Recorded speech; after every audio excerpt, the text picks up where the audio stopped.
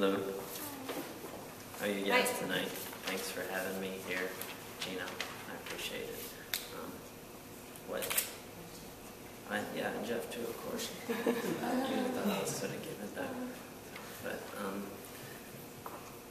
yeah, and I kind of never know what to say at these things. Like, you come up here to the microphone, you never, you think about what you're saying in your seat, or you're supposed to come up here and say, but then it never kind of comes out right.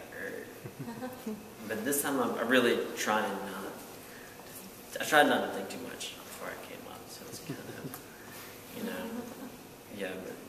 But we'll just see how it goes. Okay.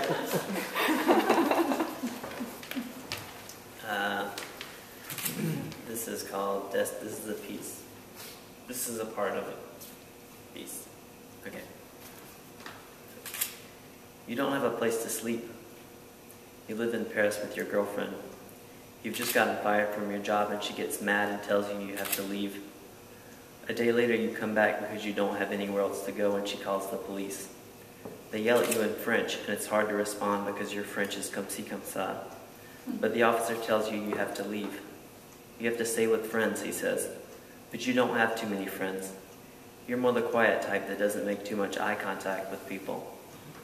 Francine, your girlfriend, tells you you have to come back and get your stuff in a week or she's going to put it all in the dumpster.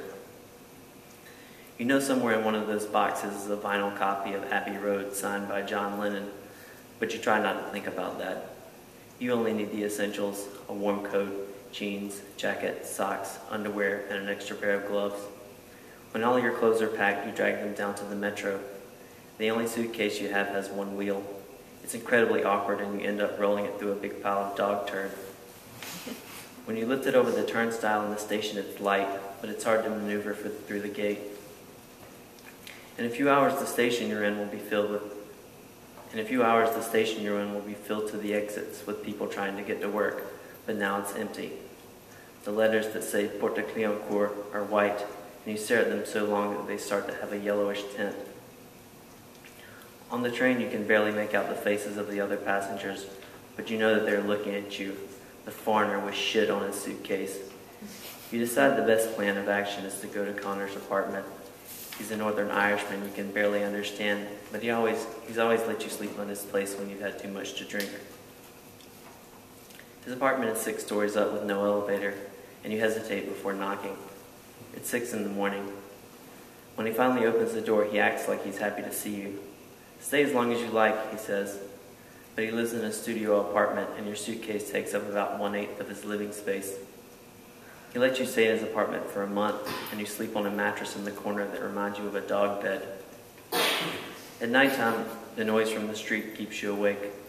It's also a little strange when Connor's having sex with some girl he met at a bar. You seem like a huge creep when she wakes up in the morning because she didn't know you were there.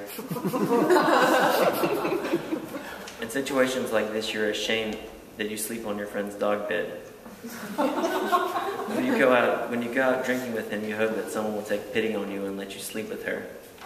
You know Francine is back at the apartment getting her brains bonked out by the guy that lives across the hall.